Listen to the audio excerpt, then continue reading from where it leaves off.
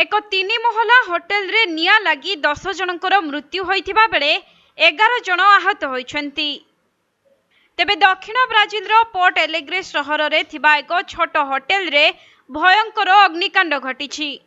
आउ एही अग्निकांड रे अति कम रे 10 जनकर मृत्यु होइथिबा बेले 11 जन आहत होइथिबा जना पड़िछि।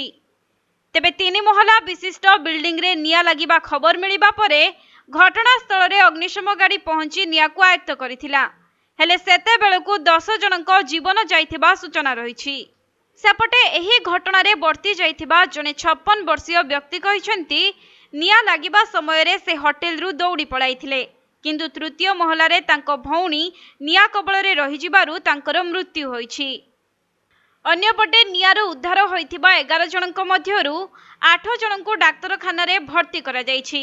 आउ सेमानक मध्यरु 2 जनक अवस्था गुरुतर थिबा जना पड़िछि।